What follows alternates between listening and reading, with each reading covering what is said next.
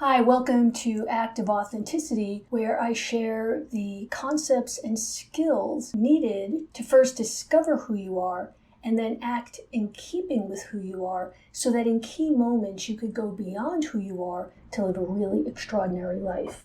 In the last few podcasts, as I've started to share some of these concepts with you, I've really been bandying about the term active authenticity. And I think at this point, it's fair to ask the question, well, what is it? We're all familiar with the terms being authentic and authenticity, but when it's applied to who we are, sometimes it gets a little bit more fuzzy.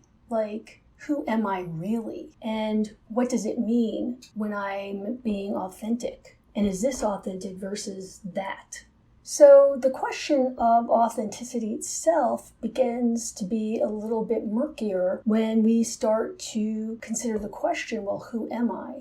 Active authenticity goes one step further. It's saying not only is it important to discover who you are, your authenticity, but then it's important to act in keeping with your authenticity. It's about taking action in keeping with who you are, because sometimes we might even have an inkling of who we are and what we might want in a given situation, but then we don't act on it. So active authenticity is really important. And it makes me think of that scripture verse from the Bible that says, faith without works is dead. There needs to be like this activating principle, right? And I kind of think about authenticity the same way.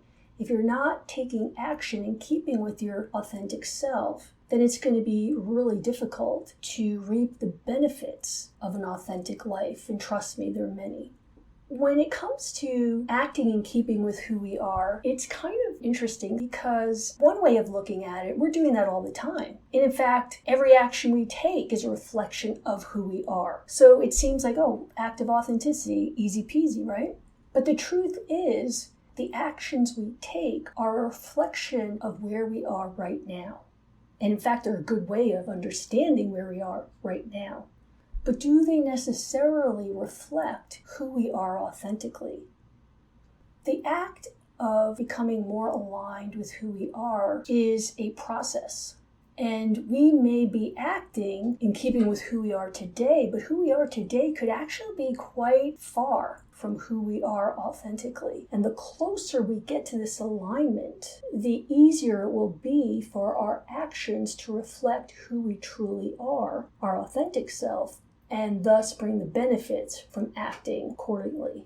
Well, how do I actually do that? Discover who I am authentically, and then how do I act in keeping with who I am? There are actually skills that are involved in all of that. Taking a period of time to learn those skills and then beginning to apply them in your life so that your actions begin to reflect who you are, which means your life then begins to reflect who you truly are, bringing with it the joy and the aliveness and the confidence and the self-valuing and the purpose and then impact that goes along with a life that truly is in alignment with itself. All right, so that's it for today's thought, and we'll be back with more on active authenticity. Talk soon.